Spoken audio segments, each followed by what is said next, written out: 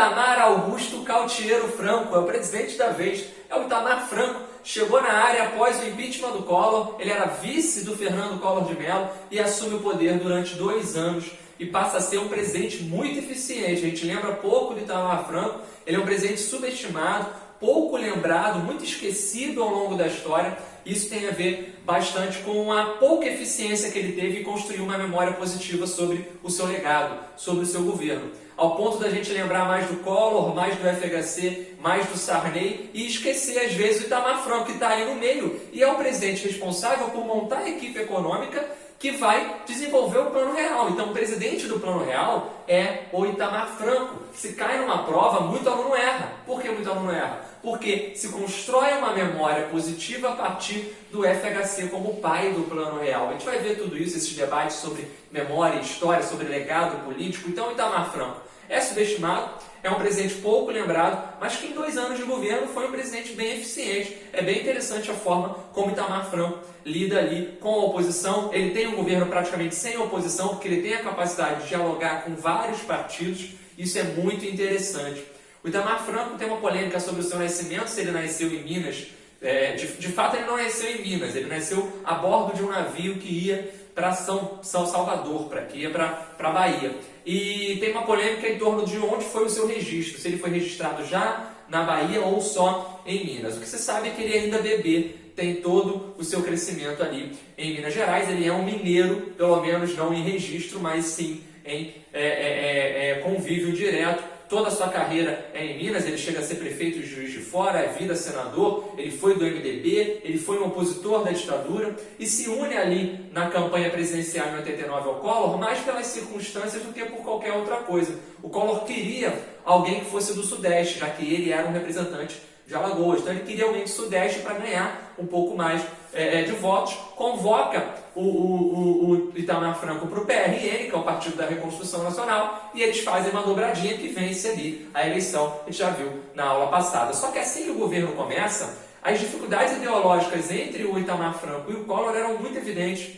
O Itamar Franco ele era muito mais estadista, ele era mais nacionalista. O Collor tinha um caráter um pouco liberal, um pouco mais liberal. Se a gente for olhar, ele é um dos representantes iniciais desse neoliberalismo no Brasil. Então, o Itamar Franco, que não era propriamente contra privatizações, passou a discordar de alguns movimentos de privatização, de desestatização, que eram feitas ali pelo Collor. Rolou meio que um conflito inicial entre os dois. O Collor que colocava aquelas propagandas na TV. Se você jogar aqui no YouTube, você vai achar propagandas de desestatização, programa governo Collor. Joga aí no YouTube, você vai achar. Mostrava um elefante grande, né? Esse é o Estado brasileiro, pesado, ineficiente. Vamos diminuir o Estado para investir em saúde, educação, segurança e tudo mais.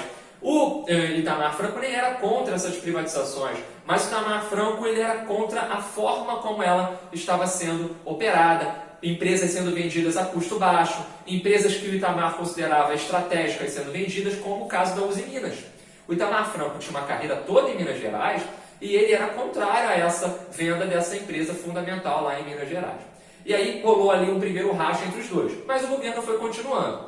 O estopim para a crise geral entre os dois políticos foi em maio de 92, quando o Collor passou a levar um monte de político que era egresso lá da ditadura para dentro do governo dele. E aí, meu amigo, o Itamar Franco rompe de vez. Já em maio de 92, ele sai do PRN e fica sem partido. Ele fica sem partido, inclusive ele vira presidente ainda sem partido e depois, mais para frente, ele vai ingressar no PMDB, vai voltar ao PMDB, do qual ele tinha feito parte lá desde o processo de redemocratização. O Itamar Franco foi um personagem importante nos debates da Constituinte, foi um personagem importante em muitos aspectos na história do Brasil, como a defesa pelas diretas já, enfim, como o apoio depois às eleições diretas do Tancredo. É um personagem pouco lembrado, mais lembrado pelo topete ou pelaquela foto icônica no Carnaval do Rio em 94, que eu vou falar para vocês, do que é propriamente pelos seus feitos.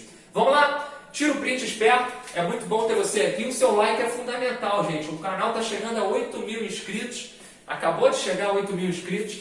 E eu agradeço muito o carinho de todos vocês aqui no Instagram. Vou continuar trabalhando muito forte Estou gravando aqui no tempo que eu tenho livre, eu sempre gravo e sempre estou respondendo vocês lá no Instagram ou aqui nos comentários. Obrigado muito ao carinho aí de todos vocês que estão comentando. Gente, então o Itamar, ele tem um governo que tem problemas econômicos para resolver, mas tem poucos problemas políticos para resolver, já que ele tem uma capacidade de diálogo muito grande. Então vamos entender. 29 de dezembro ele assume em definitivo. Desde setembro, com a aceitação do processo de impeachment, com a admissibilidade do processo de impeachment lá pela Câmara dos Deputados, ele já é o presidente interino. No dia 2 de outubro, de fato, ele assume como presidente interino até o Collor se defender. Só que o Collor, para fugir da cassação, não conseguiu, mas ele tenta fugir da cassação renunciando. Você viu na aula passada. O Itamar assume em definitivo.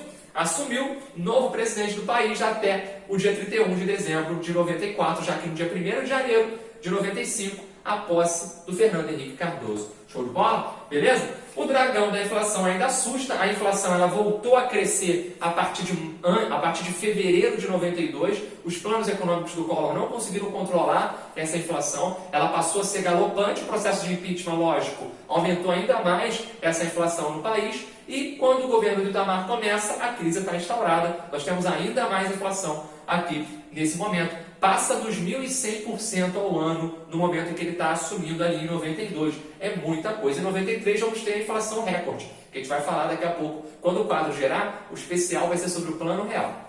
Gente, República do Pão de Queijo. Por que República do Pão de Queijo? O Itamar Franco, ele recupera e cria uma série de ministérios. O Collor tinha diminuído ministérios. O Itamar Franco aumentou ministérios. Chamou um monte de partido para participar do governo. E, inclusive, colocou pessoas lá de Minas Gerais, desconhecidas, pouco conhecidas nacionalmente, para participar do governo. E aí o pessoal começou a brincar. Essa é a República do Pão de Queijo. Para piorar a expressão, ou para aumentar o impacto dessa expressão, ainda tem a coincidência dele servir pão de queijo ali nos encontros ministeriais. Ele gostava, adorava o pãozinho de queijo, o Itamar. Mas, propriamente, a expressão República do Pão de Queijo diz respeito justamente ao fato dele ter muitos mineiros na administração direta e mineiros desconhecidos ali naquela estrutura. Falei para vocês sobre ele tentando conciliar com a oposição, inclusive ele chama a Luísa Erundina, que é uma liderança do PT naquela época, para participar como ministra do governo dele. Ele pega a Ieda Cruzes também, do PSDB, para participar do governo dele, ou seja, ele abre o leque geral com muitos governos tentando essa governabilidade. Bem interessante.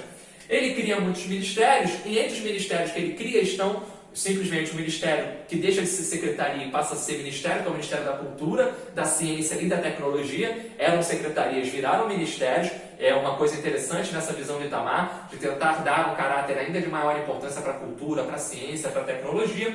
E nós temos a criação do Ministério do Meio Ambiente, aqui já enquanto o Itamar ainda estava no governo provisório dele, no governo ainda não definitivo. Ali em novembro de 92, nós temos a criação do Ministério do Meio Ambiente, no bojo, na onda do que foi a Eco 92 no Rio de Janeiro. A Eco 92, aquela conferência das Nações Unidas no Rio de Janeiro, que criou a Agenda 21, que era esse novo programa para o desenvolvimento ambiental no mundo. Mais para frente vai ter o Rio +5 em Nova York, em 97, Protocolo de Kyoto. O mundo ele passa a olhar para a questão ambiental de forma um pouco mais apurada. E é muito interessante isso porque os países em desenvolvimento que têm um bom destaque em proteção ao meio ambiente, o Brasil é referência no que diz respeito a reservas ambientais ou à importância da sua biodiversidade. Os países que têm um cuidado melhor com o meio ambiente, eles recebem mais investimentos. Se você é um cara que está ligado na política atual, você está percebendo hoje acontecendo algo bem nesse sentido. O atual ministro do Meio Ambiente, que é o Ricardo Salles, ele é muito criticado internacionalmente, e o Brasil começou a sofrer ameaças de o quê? De redução de investimentos internacionais por conta da sua política que não protege a Amazônia. Então, olha só o problema. A partir da década de 90, gente, isso é bizu de prova e macete. O mundo todo está olhando para a questão ambiental com muita força. E um país que não cuida da questão ambiental, ele é um país onde o investidor não quer sua marca associada. Tá entendendo? Os países eles vão tirar investimento disso tudo. Isso é muito forte. Show de bola? Por falar em marca associada, talvez uma das grandes marcas do que foi o governo do Itamar Franco seja a volta do Fusca. Hashtag o Fusca voltou. Fusca é o carro, um dos carros populares mais importantes da história do Brasil, talvez o primeiro carro de muita gente, e é lançado a partir de 93 o Fusca do Itamar. O Fusca volta a aparecer como um carro de destaque no nosso cenário automobilístico. O Itamar faz um acordo com a Auto Latina. A Auto Latina era uma empresa que na verdade foi criada a partir da união entre a Ford e a Volkswagen para tentar ganhar o mercado no Brasil e na Argentina. Essa Auto Latina funcionou entre 86 e 96, 87 e 96 na verdade. Essa Auto Latina fez carros fantásticos, né? Pointer, Apollo, às vezes teu pai dirigiu um, teu avô, tua mãe, tua avó. Pergunta aí pro teu tio, tua tia, se eles não conheceram. Quem cresceu na década de 90 viu e muitos desses carros e se encantou com esses carros aí da Auto Latina, né? Era o Pointer, era o Apollo, o Escort, o Versalhes. Tinha o Versalhes, pô. O Versalhes era luxuoso. Aí tinha o Santana da Volkswagen. Eles mantiveram as marcas da Volkswagen e Ford, mas produziam em conjunto, inclusive com peças vindos de uma parte ou de outra, né? Tinha o Verona, o Logos, enfim, um grupo. Não deu muito certo, a ideia era ganhar mercado e competir com a Fiat e com a GM, né? A Chevrolet, mas a Auto Latina ficou marcada por esse acordo com o Itamar que permitiu a volta do Fusca. Só que voltar com o Fusca num cenário como esse já era um pouco, digamos, atrasado, porque a linha de montagem do Fusca já estava obsoleta, já estava ultrapassada. Então, para fazer um Fusca popular, estava caro. Ou seja, um carro popular, que o Fusca sempre foi popular, ele já era o que? Caro. Ele chegava a custar mais de 90 salários mínimos, era muito caro. E é interessante porque o que o Itamar vai começar a fazer? Ele vai fazer o protocolo do carro popular. Ele inicia uma política onde passa a ser mais fácil que a galera que tenha acesso a carros populares no Brasil. Um bancário, um professor não tinha como comprar um carro ainda nessa época, mas, por exemplo, um funcionário público de um setor administrativo, funcionários de bancos, bancários em geral, conseguiam, ali juntando dinheiro, comprar um carro popular. Por quê? Esse protocolo vai estabelecer a diminuição do IPI dos carros populares. Então, o carro de 1.0, ele tinha uma redução no IPI. O IPI é o Imposto sobre Produto Industrializado. A redução saía de 20%, mais de 20%, para 0,1%. Era praticamente zero o IPI, para desenvolver, para fazer com que seja mais fácil o acesso ao carro. Hoje, gente, pode parecer bobeira. Ah, professor, por que você está falando isso sobre o Fusca do Itamar? Hoje pode parecer bobeira a questão do carro. O carro hoje, você tem, inclusive o carro zero, às vezes nem é tão vantajoso quanto o carro seminovo. Mas naquela época, o fato de você ter um carro era algo que te meio que projetava a um outro patamar, a um outro momento do seu status social. Ter um carro naquele cenário era difícil, era raro, quanto mais um carro zero, e você, tendo um carro zero, você se projetava como alguém com um pouco de mais, com um pouco de importância maior, com maior importância. Isso é muito importante nesse cenário. Então aí está bem interessante o Fusca do Itamar. O Brasil, infelizmente, não conseguiu encaixar bem esse Fusca. O Fusca não teve um sucesso muito grande porque ele começou a ser muito caro. E quem se dá bem por conta desse protocolo do carro popular é a Fiat, né? Ele assina um acordo com a Auto Latina para voltar ao Fusca, né? Mas a Auto Latina não é a maior beneficiada, porque com o protocolo do carro popular e isenção praticamente de impostos para carros de 1.0, quem se dá bem é a Fiat, lançando o Fiat Uno Mille, aquele Fiat quadradinho, já viram? O Fiat Uno Mille é um dos carros mais vendidos na época, explode a produção e a venda desse carro no Brasil. Show de bola? Então, esse é o Fusca do Itamar. Não foi muito para frente, mas virou um símbolo de um maior acesso a veículos automotores por cidadãos brasileiros. Show? O plebiscito de 93 também é muito importante, gente. Plebiscito 1993 estava na Constituição. A Constituição de 1988 definia que depois de 5 anos, em setembro, ele acabou nem sendo em setembro, foi em abril, em setembro de 93 teríamos um plebiscito, onde a população seria convidada, chamada para participar e definir qual o sistema e qual a forma de governo no Brasil. Beleza? Acabou sendo em num feriado, no dia 21 de abril de 1993, e nós tivemos ali uma definição muito interessante. Forma e sistema de governo. Forma, monarquia ou república. Sistema, parlamentarista ou presidencialista. Se você escolhesse a monarquia, vou deixar aqui na tela a cédula de votação. Se você escolhesse a forma monárquica de governo, você obviamente não podia escolher o sistema, porque monarquia era parlamentar. O rei seria figurativo, enquanto o parlamento seria modificado, beleza? Com a figura do primeiro-ministro. Show? Já se você escolhesse a forma de república, você poderia, na outra parte da cédula, votar o quê? No sistema. Se você queria um sistema presidencialista ou parlamentarista. Ganhou, com maioria bem grande de votos, a república presidencialista nesse cenário. A república presidencialista ganhou e o Brasil passou a consolidar esse modelo. Teve debate na TV, rádio, teve debate nos jornais, teve político, cada político defendendo uma tipologia, uma linhagem, né, uma forma e um sistema, e é bem interessante. Quando eu falei sobre o plebiscito lá em 63, do João Goulart, para acabar com o parlamentarismo, eu expliquei um pouquinho a diferença de plebiscito e referendo. Mas para você não ter que voltar lá para aprender rapidamente, plebiscito e referendo são dois dispositivos constitucionais dentro da democracia que permitem que a população participe mais diretamente do governo, mais diretamente da política. Inclusive a gente não faz, desde 2005, o último referendo que a gente fez. O que é um plebiscito? Plebiscito e referendo, participação popular. O plebiscito, ele é uma convocação para que a população participe antes da formulação da lei. Então a população é, digamos, consultada antes da lei estar pronta.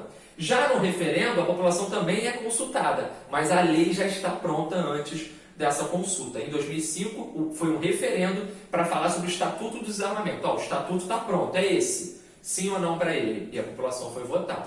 Em 93, ainda não tinha uma lei consolidada. Só perguntava, o que tu gosta mais?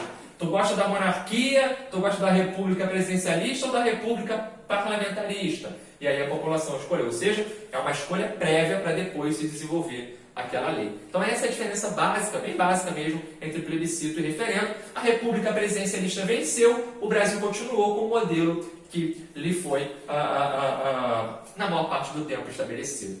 E em 94, o Itamar estava com problemas econômicos no governo, mas solteirão, o cara do topete ainda estava bem na fita com alguma parte dos brasileiros, isso que é interessante. Ele resolveu curtir, ele não é de ferro, foi curtir o carnaval no Rio de Janeiro, cara. Que isso, nada como um carnaval no Rio, no Sambódromo.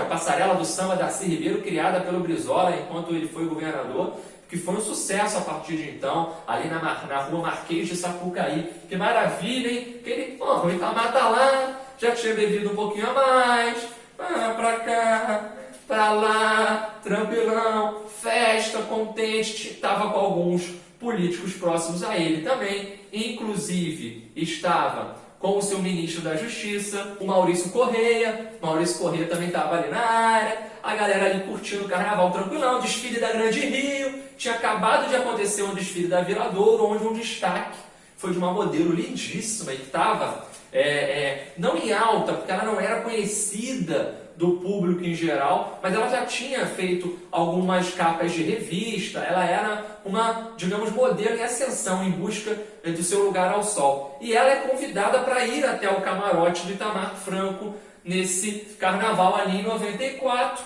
e aí eles começam a trocar uma ideia, aquela mão na mão, aquela fungada no cangote, aquele beijinho no rosto, e nessa trocada de ideia vem a fatídica e inusitada foto.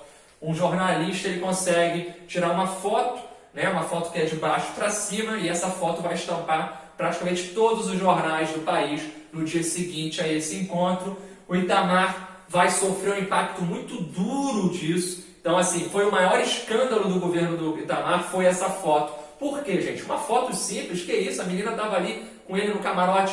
Simplesmente, galera, ela estava sem calcinha e aí pegou muito mal, Presidente da República com uma modelo ao seu lado, essa modelo sem calcinha, e ele já um pouco embriagado. Depois surge um escândalo que vai tentar associar esse ministro da Justiça, Maurício Correia, a um assédio a essa modelo. Ele já embriagado também tentou assediar essa modelo. Então isso pegou muito mal na época. Imagina, o país vivia uma instabilidade muito grande. A gente tinha acabado de derrubar um presidente, por que não pode derrubar outro por uma coisa dessa? Então, meio que a galera ficou muito ali à flor da pele, muito debate, e Caceta e Planeta estava no auge na época. Caceta e Planeta fez um monte de brincadeira com esse fato. Então, os humoristas, né, brincaram de toda forma com esse fato ali com o Itamar Franco, mas a pressão era muito grande, o presidente quase caiu. Pode parecer bobeira hoje, mas a sociedade era um pouco mais moralista naquela época, muito mais conservadora em alguns sentidos, né? Embora hoje a gente não possa falar que não seja.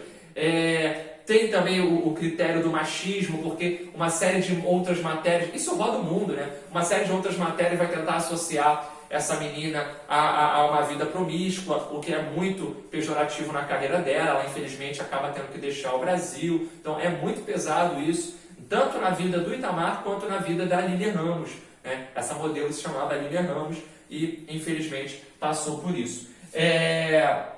Mas essa crise foi superada. A crise foi superada por dois motivos. Primeiro, o real começava a fazer sucesso. Segundo, a seleção brasileira de futebol começava a se destacar também já no início da Copa do Mundo. Então, foram alguns meses de caos ali entre o Carnaval e o início da Copa, entre o Carnaval e a consolidação do real, e o Itamar conseguiu driblar, literalmente, essa crise no seu governo. O Brasil campeão da Copa do Mundo lá em julho nos Estados Unidos contra a Itália, né? Naquele pênalti do Bátio. Que maravilha! Gente, uma outra criação importante do Itamar e que é pouco lembrada é o Conselho de Segurança Alimentar, o CONSEA. O Conselho de Segurança Alimentar surgiu em 93 e vai durar até 95, quando o FHC cancelar ele. O que é o Conselho de Segurança Alimentar? É um conselho que vai criar iniciativas para que se reduza ou que se combata na raiz a fome no Brasil. Esse conselho vai ser uma iniciativa criada a partir de um contato do Itamar com o Herbert de Souza, que é o Betinho, o famoso e maravilhoso sociólogo Betinho, que tinha criado lá em 93 a Ação da Cidadania, que era um órgão fundamental assim, para o combate à fome no país. A frase icônica do Betinho é: quem tem fome tem pressa. Essa frase ficou muito famosa no Brasil e ele inclusive foi homenageado. O Rio de Janeiro depois mais tarde criou a rede de restaurantes populares, né? O famoso restaurante lá, R$1, o restaurante que hoje o pessoal chama de Garotinho ou Betinho, né? Essa rede de restaurantes ficou muito famosa a partir de iniciativas de combate à fome. Tudo teve o início lá em 93, mas na verdade antes, né? Na verdade antes, ali com o trabalho do Betinho. O Lula, quando entrou no governo, a partir de 2003, passou a também estabelecer a nova criação, criou novamente o Conselho de Segurança Alimentar, e o destaque importante para esse Conselho de Segurança Alimentar foi que pela primeira vez na história o Brasil saiu do mapa da fome da ONU. Isso é sensacional. A fome no Brasil não acabou, a miséria no Brasil não acabou, a desigualdade no Brasil não acabou, mas ela foi fortemente diminuída, não só por conta de vários fatores, mas também por conta do Conselho de Segurança Alimentar, que atuou muito nisso. Hoje, por exemplo, grande parte da merenda de escolas públicas passa pelo Conselho de Segurança Alimentar. Uma polêmica no ano passado, em 2019, o governo chegou a iniciar um processo de extinção do CONSEA. Mas aí houve uma luta muito forte, políticos e a sociedade civil, e hoje ainda está aí nesse meio termo para se manter ainda o CONSEA. O debate é longo e continuaremos assistindo o que vai acontecer, porque a história está sempre em construção, né, gente? Galera, vamos agora falar do Plano Real, o plano de maior destaque entre os 7 grandes planos que a gente teve na nova República de estabilização monetária. O único que deu certo, de fato, foi o Plano Real, no governo Itamar, criado por uma série de economistas muito importantes. Vamos lá. Vamos lá, galera, continuando aqui falando sobre o Plano Real. O Plano Real que foi, sem dúvida nenhuma, um divisor de águas na história do Brasil, mudou a nossa história para melhor. Isso é muito importante que a gente perceba. De fato, a inflação ela passa a ser domada. O dragão da inflação passa a ser domado. Ele não foi morto, ele não foi extinto, mas ele estava controlado agora a partir de uma política econômica muito eficiente que foi colocada em prática ali naquele cenário. E é bem interessante a gente perceber como foi o debate técnico, como foi o debate político também, e o que a história sempre ensina. Eu gosto de falar muito disso. O Plano Cruzado, lá em 86, ele serviu para ensinar para muita gente as formas como tudo poderia acontecer. O próprio Plano Collor também acabou servindo de exemplo para muitos personagens que estavam aqui. Inclusive, alguns personagens que participaram lá do Plano Cruzado também participaram do Plano Real, mas agora com uma grande diferença de quase 10 anos de diferença e também com uma nova experiência em relação a como você é mais transparente com a população, você tem que chamar o povo para uma interpretação melhor, não fazer essa política de choque. O que é a política de choque? É você confiscar a poupança, confiscar as contas ou congelar preços e salários. Então, sem fazer isso, porque a gente já tinha aprendido no passado que tinha dado errado, a gente agora consegue, de fato, destacar e desenvolver. Claro, tem outros motivos para isso e a gente vai ver. Chegar aqui para o lado, tu tira aquele print esperto para a gente poder começar. Beleza? Gente, o Plano Real é do governo Itamar, mas muita gente acha que ele é do governo do Fernando Henrique Cardoso, porque o Fernando Henrique Cardoso, sem dúvida nenhuma, é o de maior destaque dentro dessa política geral do Plano Real. Ele é o ministro da Fazenda, tá? O Brasil teve, a partir do Fernando Henrique, nós já tivemos antes outros 2 ministros lá. Antes do Fernando Henrique, o Itamar, ele trocou várias vezes de ministro da Fazenda para tentar encaixar essa ordem econômica. E ele, quando escolheu o Fernando Henrique, ali em maio de 93, o Fernando Henrique ele era senador, ele tinha concorrido à Prefeitura de São Paulo, tinha perdido para o Jânio Quadros, virou senador e, quando ele era senador, ele foi convidado pelo Itamar para ser ministro das Relações Exteriores. O Fernando Henrique Cardoso não é propriamente um economista, ele é um sociólogo, importantíssimo sociólogo, e tinha lido muito o Fernando Henrique Cardoso nas faculdades de humanas. Ele é chamado como ministro da Fazenda, primeiro, pelos seus contatos, que ele tinha em tudo quanto é área, não propriamente pelos seus conhecimentos econômicos. Ele tinha grandes contatos em grandes áreas, ele era um cara muito negociador e ele era um cara confiável por grande parte da parcela que ocupava o governo naquele momento, próximo ao Itamar. E aí colocaram o Fernando Henrique Cardoso era do PSDB, colocam ele para ser ministro da Fazenda e entre maio e março, entre maio de 93 e março de 94, ele é o nosso grande ministro da Fazenda que vai montar a equipe técnica. Ele vai aos poucos montando a equipe técnica que vai fazer o Plano Real. Não é propriamente ele que faz o Plano Real. E aí eu vou te falar, tem uma disputa de paternidade muito forte aqui. Porque muitos dos que contribuíram para o Plano Real depois brigaram. E aí ficaram meio que disputando. Não, eu fiz também, você me esquece. E história, gente, é memória e esquecimento o tempo inteiro. Quem for mais efetivo na construção de memória sobre o Plano Real vai ganhar o mérito do plano, né? Ou seja, filho bonito tem um monte de pai. Filho bonito e inteligente e famoso tem um monte de pai. Agora, filho feio, ninguém quer. Ninguém quer assumir, por exemplo, o Plano Cruzado. Mas todo mundo quer assumir o Plano Real. E o Itamar, depois que ele briga com o Fernando Henrique Cardoso, depois que o Fernando Henrique Cardoso é eleito, eles acabam se separando, o Itamar Franco vai falar que, na verdade, o Fernando Henrique entendia menos de economia do que ele. Que quem talvez fosse mais importante para o plano tivesse sido o Rubens de Cooper.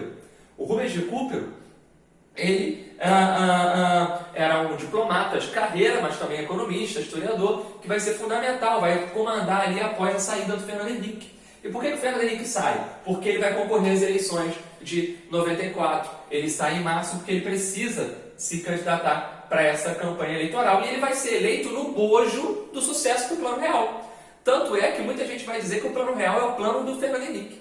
O plano FHC. Ué, Plano Real ou Plano FHC? Ah, o Plano FHC, sabe? Ele ocupava as mídias, ele fez uma campanha muito forte em cima do Plano Real, ao ponto do Lula, que era destaque para aquela eleição, não conseguir vencer. O Lula tinha 40% dos votos. E o Fernando Henrique saindo de baixo, sem quase ninguém conhecer ele. A partir do Plano Real, ele foi crescendo como o cara do Plano Real. Ele ganhou a eleição, a economia se estabilizou. Vitória no primeiro turno para o Fernando Henrique Cardoso. E quando eu falei do Lula é interessante porque o Lula, e junto com o PT, foi totalmente contra o Plano Real nesse cenário. Porque o Plano Real acabou sendo visto como um plano eleitoreiro pelo PT, como um plano, mais um dos planos para enganar a população, já que o Plano Cruzado tinha feito isso lá atrás. Um plano eleitoreiro também, você lembra disso na aula do Sarney, o próprio Plano Collor também. Então, o que se imaginava naquele momento? Que esse Plano Real fosse passageiro e que fosse somente para servir para dar votos para os sujeitos como o FHC. E um outro personagem que você conhece também na nossa história também foi muito contra ao Plano Real, o Bolsonaro. Jair Bolsonaro era deputado federal pelo Rio de Janeiro e foi amplamente contra o Plano Real, amplamente mesmo. Botou a boca no trombone em entrevista dizendo que esse plano nunca vai dar certo. Ou seja, nós tivemos ali dois inimigos, dois adversários políticos que com certeza naquele momento ali estiveram no mesmo lado, o lado de crítica ao Plano Real. Muita gente, galera, muita gente criticava o Plano Real porque já tivemos vários planos anteriores, 6 grandes planos anteriores. Quem garantia que esse plano daria certo? Beleza? O Rubens de Cooper, ele vai ficar só até setembro de 94, porque no início de setembro acontece um escândalo chamado escândalo da parabólica. Ele ia dar uma entrevista para a Globo e ele, sem saber, vaza um áudio dele com o jornalista em off. Esse áudio é captado por antenas parabólicas e acaba sendo passado em algumas TVs do Brasil e vira um escândalo, onde ele fala que não tem que ter escrúpulo mesmo não, eu sou assim e tal. Ele meio que, aquilo ali cai como uma bomba e o Itamar fica doido, tem que demitir ele. O Itamar demite e chama um jovem promissor na época, Ciro Gomes. Ciro Gomes você conhece também, Ciro Gomes foi governador, enfim, prefeito, tentou ser presidente em 2018 também novamente. Ele ocupa e ele vai ser responsável por fechar essa grande barreira do Plano Real, entregando o governo nas mãos do Fernando Henrique Cardoso, que já vai escolher o Pedro Malan como ministro da Fazenda. Então é interessante, esses 3 personagens têm muito destaque. O próprio Itamar fala que o Ciro Gomes talvez tenha sido mais importante que o FHC, porque ele tinha brigado com o FHC, né? O Rubens de Cooper talvez tenha sido melhor, segundo o Itamar Franco, já quem ficou mais famoso foi o FHC. Enfim, todo mundo quer brigar um pouco pelo Plano Real, mas não podemos esquecer que a nossa equipe técnica, a grande equipe técnica, foi digamos, a mais importante para isso, né? O Edmar Baixa, o Gustavo Franco, o Pedro Malan, o André Lara, o Pércio Arida, personagens fundamentais na história dessa formulação do Plano Real. São economistas de caráter liberal que vão colocar em prática essa ideia bem interessante. E vamos lá direto ao Plano Real. Um plano colocado em prática sem políticas de choque, ou seja, sem congelamento, sem confisco, isso é bem importante, tá? Sem essa necessidade, seria um plano colocado por etapas, e isso foi aprendido por essa galera. Vamos colocar o plano de forma paulatina, transparente e por etapas, isso é muito importante. Primeiro, temos que mudar a Constituição. A Constituição tem que ser mudada para que seja feito um ajuste fiscal. O que é esse ajuste fiscal? Eu vou cortar gastos, eu vou aumentar impostos. Isso é muito importante nesse cenário. Você tem um corte de 22 bilhões de dólares em gastos. Isso é muito forte. Além do mais, nós temos um aumento de 5% na alíquota do imposto, de 5% para todos os impostos. Ou seja, a população em geral iria sentir o impacto desse aumento. Mas era um aumento necessário, segundo esses economistas. Interessante é o seguinte, eu falei que são economistas liberais. Esse plano, ao mesmo tempo que ele mescla medidas de participação do Estado, que lembra o keynesianismo, também tem uma participação forte de um caráter liberal, com privatização, com abertura econômica, isso que é bem interessante. Ou seja, é um plano praticamente misto ali, que vai transitar entre vários aspectos. Beleza? Nós temos um aumento de impostos e juros, que já foi falado. O aumento dos juros ele é importante para frear a compra, para frear o dinheiro em circulação. Então eu preciso aumentar os juros para que esse crédito fique reduzido. Isso é cada vez maior, né? Essas são as chamadas políticas econômicas restritivas, né? Show? Fundo Social de Emergência é criado, o FSE.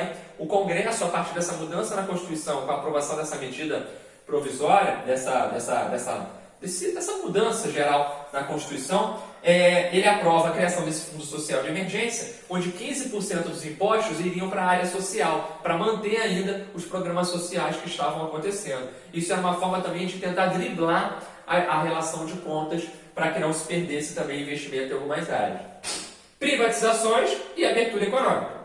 Privatizações, a de maior destaque foi a CSN, que virou um debate nacional na época. A Companhia Siderúrgica Nacional do Vargas, lá atrás, ela de fato foi privatizada aqui nesse contexto, muita gente criticou, o próprio Itamar era contra, mas o Itamar era o seguinte, ele podia ser contra a sua ideia, mas se você conseguisse conversar com ele, ele entendia, e ele ouvia os especialistas, isso que é bem importante. Por mais que ele não concordasse, ele ouviu e soube, né, que de fato nós tínhamos uma necessidade muito grande por uma privatização naquele contexto para fazer caixa, segundo esses economistas. Então vamos privatizar para fazer caixa. Não é privatizar porque a gente vai privatizar e vai ver. Não, vamos privatizar para fazer caixa e mandar isso para frente.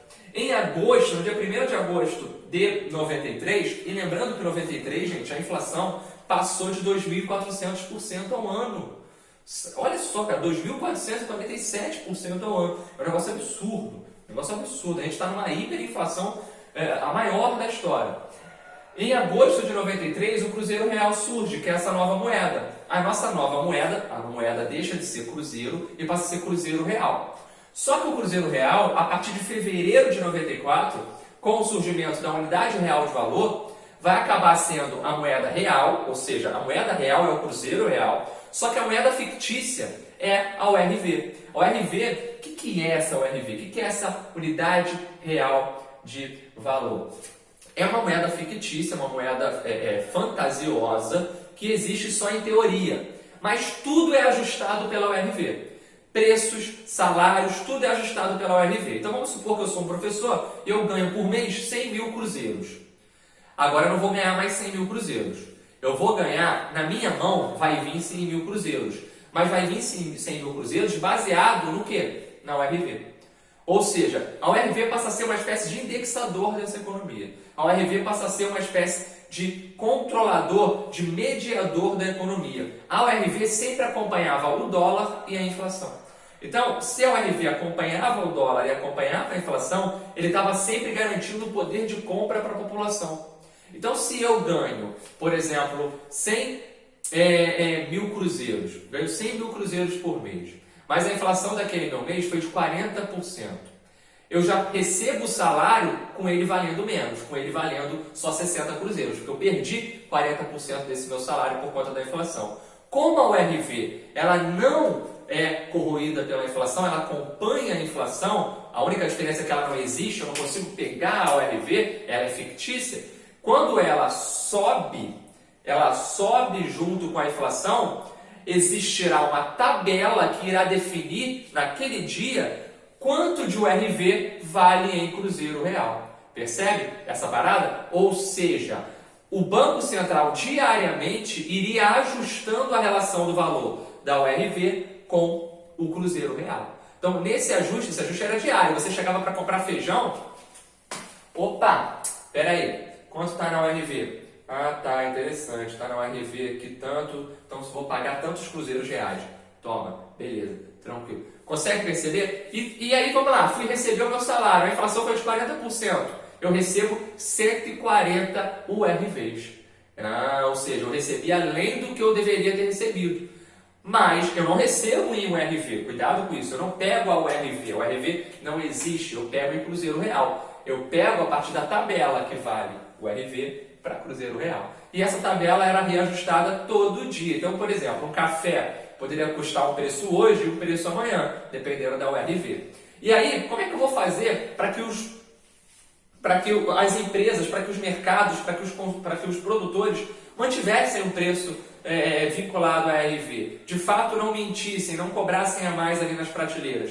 O governo, ele vai ameaçar esses empresários não com a prisão, não com multas, vai ser muito pior, vai ser com a abertura econômica, segundo a visão do FHC, que o FHC inclusive faz uma importante entrevista com o Silvio Santos na época, né? O Silvio Santos já pensava nele como o novo presidente do país, Silvio Santos malandro ali, que dá uma aproximação com o Fernando Henrique, claro, não vai fazer de graça, né? Não é à toa, levou ele em horário nobre para falar sobre o Plano Real e exaltou ali o Fernando Henrique. E o Fernando Henrique fala bem claramente nessa entrevista: olha, se o cara na prateleira quiser aumentar o preço e a gente descobrir, a gente vai ameaçar ele, sabe como? A gente vai abrir ainda mais a economia, a gente vai baixar a tarifa para produto importado e vai entrar fortemente produto aqui para competir com o dele. Ele dá o exemplo do calçado. Vamos supor que o seu João venda calçado, fabrique calçado. Ele não quer seguir a URV, não é isso? Ele não quer seguir a tabelinha, ele está cobrando acima da URV. Beleza, eu pego uma empresa da Espanha e falo para ela: ó, quer entrar no mercado brasileiro?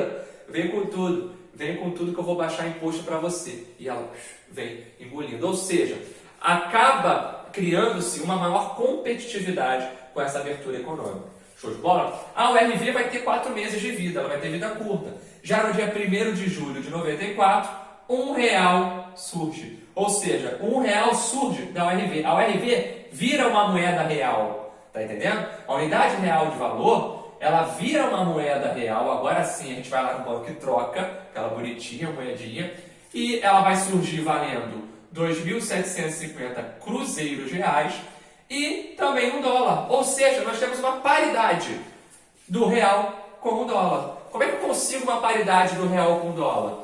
Gente, paridade do real com o dólar é conseguida a partir, primeiro você tem que perceber que a moeda é uma mercadoria. É lei da oferta e procura. Se eu tenho mais dólar circulando no meu país, a minha moeda vai estar com maior proximidade desse dólar. O dólar vai estar valendo menos, percebe? Agora, se eu tenho menos dólar circulando no meu país, vou ter o quê?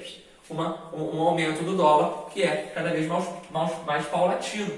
E o Brasil ele vai ter, ao longo desse processo de preparação para o Plano Real, comprado muitos dólares, feito uma abertura econômica e permitido a entrada de dólares na economia. E isso vai fazer com que o Brasil consiga manter uma taxa cambial equilibrada entre o dólar e o real. Cara, o Flamengo, em janeiro de 95, contratou o Romário.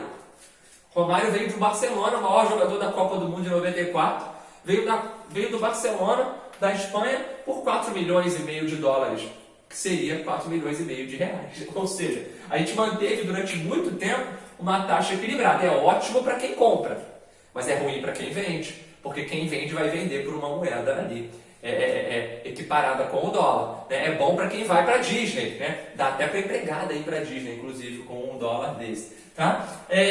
Então, esse cenário aqui é muito interessante, porque o dólar nasce com uma paridade com o real, a inflação ela cai para 6% no mês de julho, porque é quando começa a valer o real de fato, e ela vai aos poucos só diminuindo, ela chega a ficar extremamente controlada, e o FHC, sendo eleito no primeiro turno, vai ter a consolidação do Plano Real, com um belo governo no primeiro turno, no primeiro mandato. O FHC vai mudar a Constituição, vai fazer o segundo mandato, e aí no segundo mandato do FHC a gente vê o Plano Real entrando em crise. A moeda entra em crise, a grande crise do real, tem o envolvimento do México, tem uma escolha do Brasil muito errada também, que a gente vai falar. Tem a questão da nossa dívida externa. Qual é o problema do Plano Real em si? O Plano Real ele aumenta a nossa dívida externa, porque nós temos cada vez mais um atrelamento da nossa economia ao FMI, com uma entrada de capitais estrangeiros, essa entrada por dólar é cada vez maior, e o Brasil tem um salto gigantesco na sua dívida externa.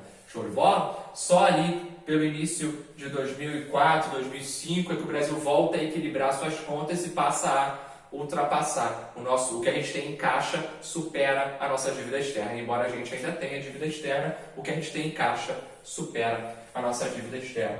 Beleza? Show de bola? A inflação, gente, foi controlada, ela não acabou. Ela ainda corrói o salário de todo mundo hoje. Então, se você tem uma categoria que está há 6, 7, 8, 9, 10 anos sem aumento, sem reajuste, essa categoria está perdendo dinheiro durante todo esse tempo. É uma coisa muito real. Ou seja, as coisas estão ficando mais caras. Isso explica o fato, por exemplo, de você hoje não pagar o mesmo preço que você pagava há 10 anos por um sorvete. Tudo fica mais caro. Tudo fica um pouco mais caro por conta da inflação. Show de bola? Beleza? Espero que você tenha gostado. Não é uma aula de economia, mas é uma aula de parecer histórico bem importante. E até hoje o Plano Real ele é fruto de muitos debates. O Paulo Guedes recentemente criticou o Plano Real, disse que o Plano Real estava ultrapassado, que tinha que ser modificado. Aí o PSDB foi para o Twitter, xingou o Paulo Guedes, rolou um fight aí entre esses economistas. Agora dizer que o Plano Real não serviu de nada é um baita de um exagero. Tamo junto, obrigado pela participação de todos. O seu like é muito importante, o seu comentário, o seu compartilhamento, tá? Um abraço aí para todo mundo que tem sempre entrado em contato comigo. Tamo junto.